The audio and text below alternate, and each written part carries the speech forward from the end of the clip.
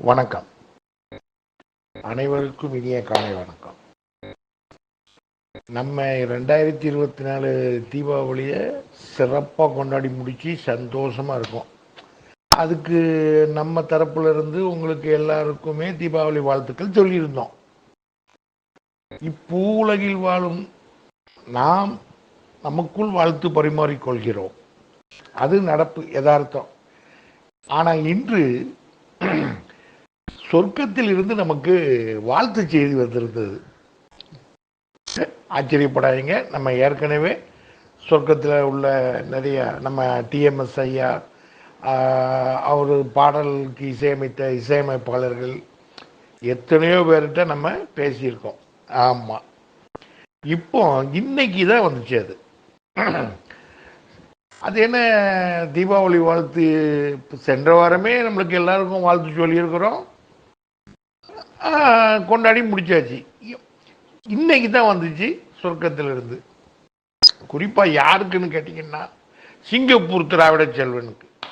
ஆமாம், டிஎம்எஸ் ரசிகர், பண்பாளர், அருமையான, அதாவது டிஎம்எஸ்க்கு ரசிகர்னா வெறியர்னு தான் சொல்லணும். ஆமாம், அப்படிப்பட்டவர்.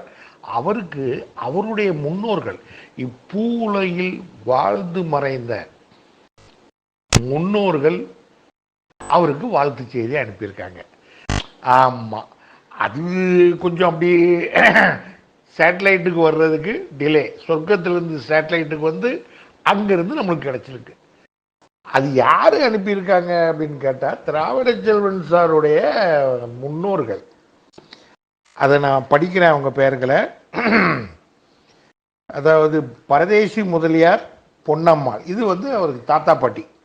ஆமாம், அவர்கள் வந்து வாழ்த்து செய்தியை அனுப்பியிருக்கிறாங்க. அதே மாதிரி பாலு பிள்ளை பூங்காவனம் அவர்கள், இதுவும் தாத்தா பாட்டி. ஆமாம், சரி. அது மட்டுமல்ல, திராவிட செல்வன் சாருடைய அப்பா அம்மா, அதாவது பி மாரிமுத்து முதலியார் அண்ட் பாப்பு என்ற கண்ணம்மா, இது அவருடைய அப்பா அம்மா, அவர்கள் அனுப்பியிருக்காங்க. அது மட்டுமல்ல, சிதம்பரத்தில் வாழ்ந்து மறைந்த துரைராஜன், இது அவருக்கு மாமா. அதே போல சிதம்பரத்திலே வாழ்ந்து மறைந்த செல்வநாதன், அவரும் திராவிட செல்வன் சாருடைய மாமா. மற்றும் சீர்காழியில் வசித்து இவ்வுலகை விட்டு சென்ற மறைந்த பக்ரிச்சாமி, அதுவும் அவருக்கு மாமா தான் அவர்கள். மற்றும் சித்ரா சின்னம்மா, அவங்களும் ஒரு வாழ்த்து செய்தி அனுப்பியிருக்காங்க. இது மட்டும் இல்லாமல் இவருடைய சித்தப்பா சிங்கப்பூரில் வாழ்ந்து மறைந்த கிருஷ்ணன் முதலியார் அவர்கள், அவரும் வாழ்த்து செய்தி அனுப்பியிருக்காங்க. அது A1 தொழில்நுட்பத்தில் இங்கே பதிவு செய்யப்பட்டிருக்கிறது. வரும் 2025 தை திருநாள், பொங்கல் திருநாளில் அவர்கள் வாழ்த்து செய்தி அனுப்புவதாக குறிப்பும் கொடுத்திருக்கிறார்கள். நன்றி, வணக்கம், தேங்க்யூ.